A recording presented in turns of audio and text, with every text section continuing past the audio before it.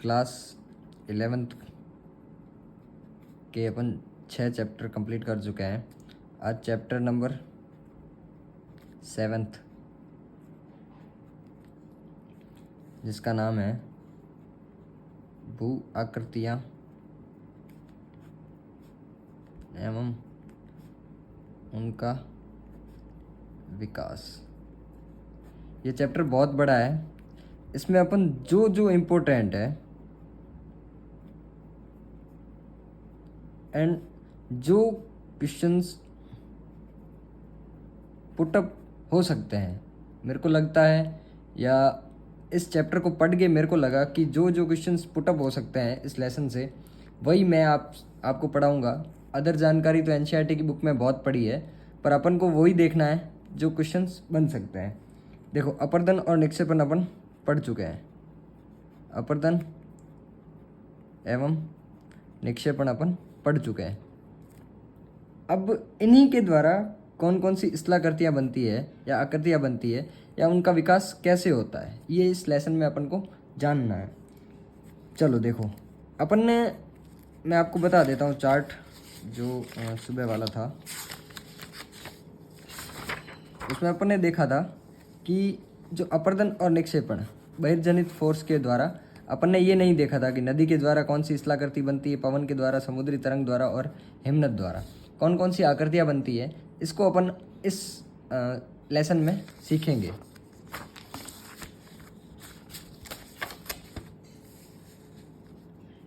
चलो, अपन को देखना है सबसे पहले प्रवाहित जल के द्वारा कि कौन कौन सी स्थलाकृतियाँ बन सकती है। फिर भूमिगत जल, फिर आएगा हिमनद, फिर आएगा पवन, फिर आएगा समुद्री जल। इस चैप्टर में से ओनली ये प्रश्न पूछा जाता है कि प्रवाहित जल द्वारा कौन सी स्थलाकृति बनती है, या भूमिगत जल द्वारा कौन सी स्थलाकृति बन सकती है, हिमनद द्वारा, पवन द्वारा और समुद्री जल द्वारा। इनमें से एक ही प्रश्न पूछा जाता है कि इनके द्वारा कौन कौन सी स्थलाकृति बनती है या आकृति बनती है। ये अपन को इसके अंदर पढ़ना है। चलो, सबसे पहले अपन देखते हैं फ्लोइंग वाटर, है ना, प्रवाहित जल। प्रवाहित जल के द्वारा देखो, सबसे पहले जो इसका मेन जो एलिमेंट्स है, तत्व है, वो क्या है। इसके दो टाइप होते हैं कि प्रवाह कैसे होता है। एक तो परत प्रवाह होता है और एक होता है रैखिक प्रवाह। रैखिक प्रवाह में जो होता है कि घाटियों में जो नदियाँ बहती है, वो रैखिक प्रवाह करती है, या इनके द्वारा कौन कौन सी आकृतियाँ बनती है वो इसमें देखते हैं अपन। सबसे देखो, प्रवाहित जल में अपन को अवस्था भी ध्यान रखनी है। अवस्थाएं कि किन अवस्थाओं में कौन कौन सी आकृतियाँ बनती है। सबसे पहले युवावस्था। युवावस्था में कौन कौन सी आकृतियाँ बनती है। इसमें देखो, वी आकार की घाटी। नेक्स्ट बनता है वाटरफॉल, जलप्रपात। उसके बाद में बनती है घाटियाँ, संकीर्ण घाटियाँ, है ना, संकीर्ण घाटियों का मतलब हो गया पतली घाटियाँ, है ना। और गोर्ज, वी आकार की घाटी का बड़ा रूप होता है जो गोर्ज होता है। उसके बाद में कैनियन भी होता है ना, वो नेक्स्ट अपन देखते हैं। देखो, युवा अवस्था में क्या होता है, मेन जो हिमालय से नदियाँ निकलती है,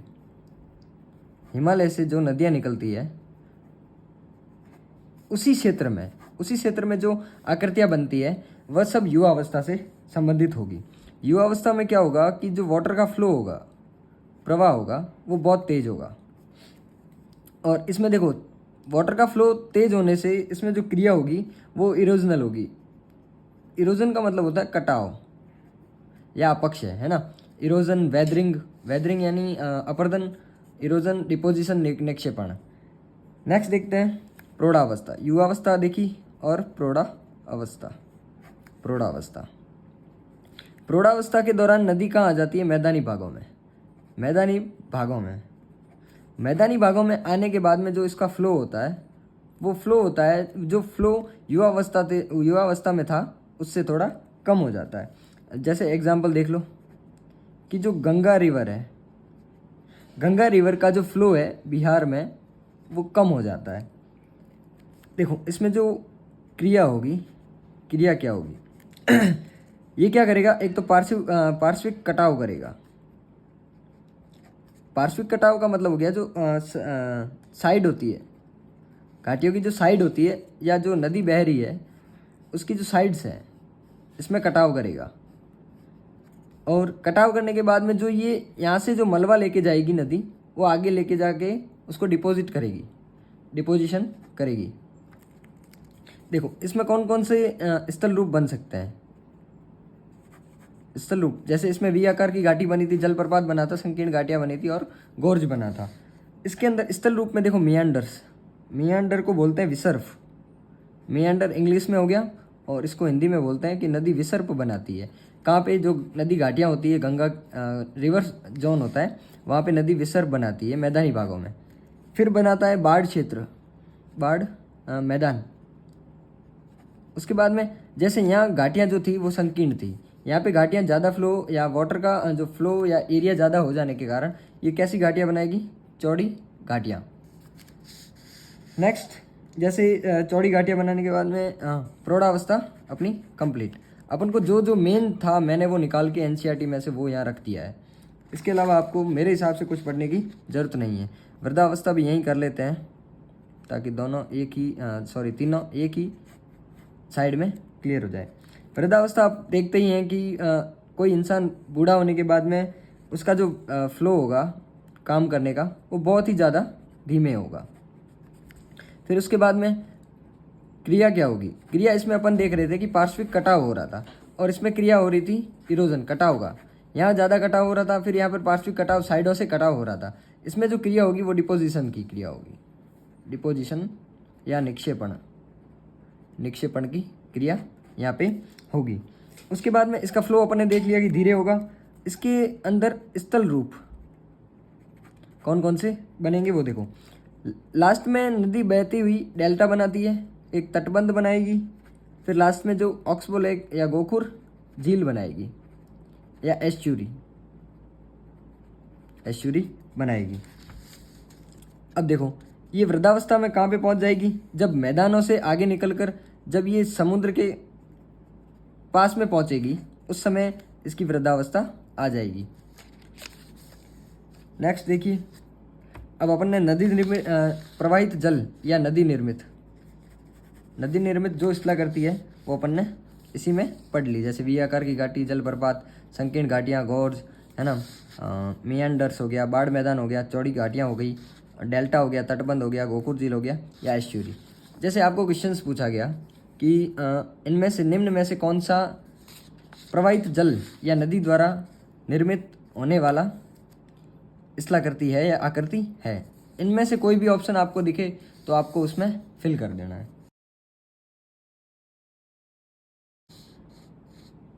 देखो आपको पता चल जाएगा कि जो अपक्षय द्वारा हो रही थी वो यहाँ तक हो रही थी, है ना, और डिपोजिशन के टाइम यहाँ हो रही थी। वृद्धावस्था में डिपोजिशन होता है। जो डेल्टा हो गया, तटबंध हो गया, गोखुर झील हो गई और एस्चुरी हो गई, वो डिपोजिशन के द्वारा बनने वाली आकृतियाँ हैं।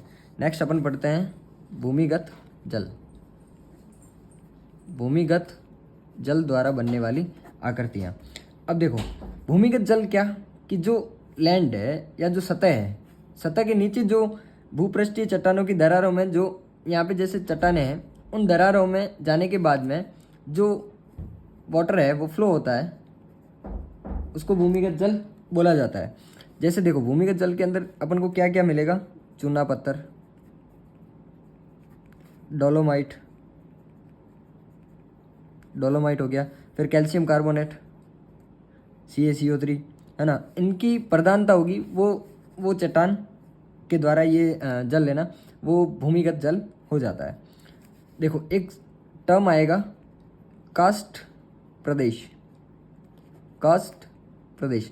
कास्ट प्रदेश का मतलब ये होता है कि जहाँ पर चूना ज़्यादा होगा उस प्रदेश को कास्ट प्रदेश बोला जाएगा। अब इसमें अपन को मेनली यही देखना है कि ये स्थलाकृतियाँ कौन कौन सी बनाता है। जो मेन है, जो एनसीईआरटी में दी हुई है, मैं सिर्फ आपको वही बताऊंगा। सबसे पहले लेपिज, फिर आ जाएगा डोलाइन, फिर आ जाएगा युवाला, फिर आ जाएगा पॉल्जे। नेक्स्ट पढ़ लेते हैं कंदरा, कास्ट घाटी और कास्ट खिड़की। ये अपरदन द्वारा बनने वाली है, अपरदन द्वारा बनने वाली स्थलाकृतियाँ हैं। और जो निक्षेपण द्वारा बनने वाली स्थलाकृतियाँ हैं वो अलग है। जैसे इसमें आ जाएगा स्टेलैक्टाइट, स्टेलैक्टाइट, स्टेलैग्माइट, स्टेलैग्माइट और एक बन जाएगा स्तंभ। ये तीन ही इसके द्वारा बनती है। और कह सकते हैं ये कंदरा यहाँ बन रहे हैं तो कंदरा स्तंभ नीचे बनते हैं, कंदरा स्तंभ बनते हैं। ये भी मैं आपको डायग्राम के द्वारा बता दे रहा हूँ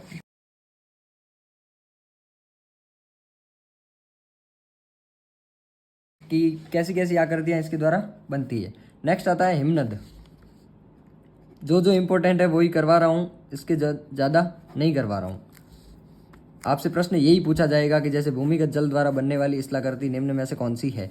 लैपिस दे दिया तो लैपिस हो गया, डोलाइन दे दिया, युवाला दे दिया, पोल्जा दे दिया।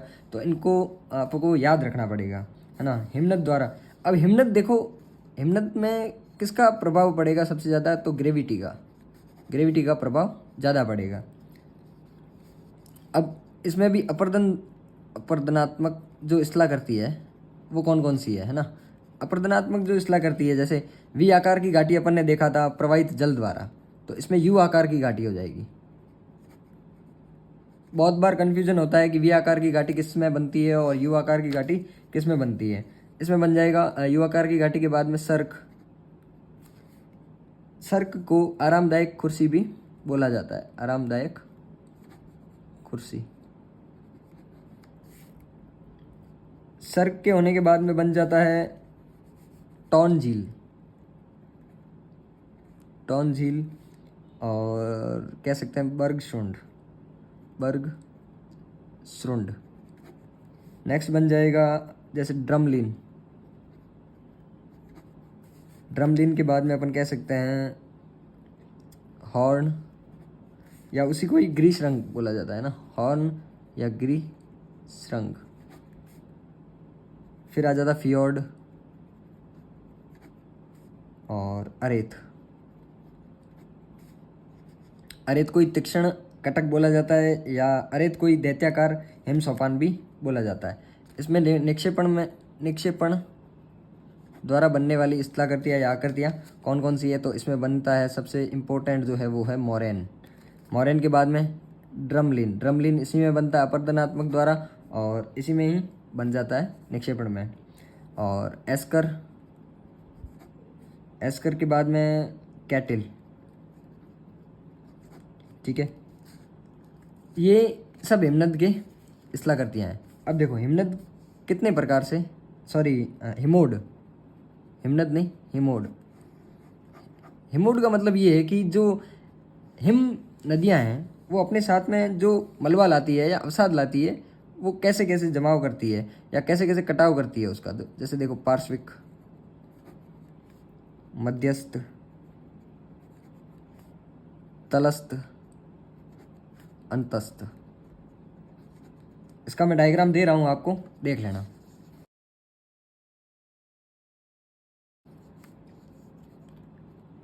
नेक्स्ट तरंग, समुद्री तरंगों द्वारा बनने वाली या समुद्री जल द्वारा बनने वाली कौन कौन सी अपरदनात्मक और निक्षेपणात्मक स्थलाकृतियाँ हैं। तो सबसे पहले अपरदनात्मक में देखते हैं।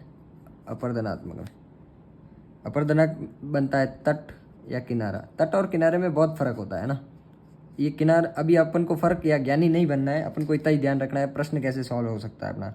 नेक्स्ट बनता है भृगु, भृगु भी कोई बोला जाता है क्लिप और नौच। इसमें वेदिकाएँ, कंदराएँ और स्टैक। सबके डायग्राम मैं इसमें अटैच कर लूँगा इस लेसन में, इस वीडियो में, तो आप देख लेना। अपरदन हो गया निक्षेपण। निक्षेपण में बनता है पुलिन, मेन पुलिन का पूछा जाता है, पुलिन को ही तट बोला जाता है। नेक्स्ट टिब्बे बनते हैं समुद्रों में, लैगून भी इसी का पार्ट है। स्पिट बोल दो, नेक्स्ट ले लो स्पिट, रोदी का ले लो, ये सब इसी के पार्ट है। सबके डायग्राम्स में अटैच कर लूँगा। अब जो बचता है पवन द्वारा। पवन द्वारा जो अपर्दनात्मक शिला करती है, अपर्दन द्वारा निर्माण होने वाली, तो इसमें लेते हैं छत्रकशिला। छत्रकशिला का मतलब ये हो गया कि जो मशरूम वाली होती है, मशरूम चट्टान जो बनती है वो पवन द्वारा बनती है। उसके बाद में टेबिल या पीठी का सेल। इसके बाद में इंसेलबर्ग के बाद में आप ले लो यार्डंग के बाद में ले लो पुल व खिड़की। देखो एक बनता है प्लाया। मरुस्थली भाग में जब झीलें बन जाती है उसको प्लाया झील बोला जाता है। इसमें बन जाता है पेडिमेंट या पदस्थली। नेक्स्ट निक्षेपणात्मक इतने ज़्यादा नहीं है, तो इसमें आपको बालू का स्तूप याद रखना, सैंड ड्यून्स, बालू का स्तूप, कि जब पवन किसी स्थान से मिट्टी आगे ले जाकर कहीं और जमा देता है तो वो सैंड ड्यून्स की आकृति ले लेता है। उसके बाद में एक और शब्द है लोयस, जो आपको एनसीईआरटी में मिल जाएगा। ये इम्पोर्टेंट है, ध्यान रखना है इसका। नेक्स्ट निक्षेपणात्मक में बनता है बरखान। बहुत बार प्रश्न पूछा जाता है एक्सीलेंस क्वेश्चंस में, बरखान, सीफ। अब देखो पैराबोलिक हो गया, अनुप्रस्थ और अनुदैर्घ्य। ये जो बनती हैं आकृतियाँ, ये पवन द्वारा बनती है। देखो एक टर्म आएगा अपवाहन। अपवाहन का क्या मतलब है कि जो पवन है, विंड है, उसके द्वारा रेत के कणों को अपने साथ उड़ाकर लेके जाना, इसको बोला जाता है अपवाहन। कि विंड द्वारा या पवन द्वारा रेत के कणों को उड़ाकर अपने साथ में लेके जाना और आगे जाके कहीं पे जमा देना। और कहीं पे जैसे ये गर्त बन जाए, खाइयाँ बन जाए, तो उसको अपवाहन गर्त बोला जाता है। ये ड्यून्स है ना बालू, ये पैराबोलिक ड्यून्स, अनुप्रस्थ या अनुदैर्घ्य टिब्बे हैं। ये चैप्टर मैंने बहुत ही शॉर्ट में ख़त्म किया है। इसमें आपको बहुत मेहनत करनी पड़ती, जो मैंने आपको बहुत ही शॉर्ट में समझा दिया है। तो इसके डायग्राम मैं आपको इसमें अटैच कर दूंगा सारे लेसन में। Thank you.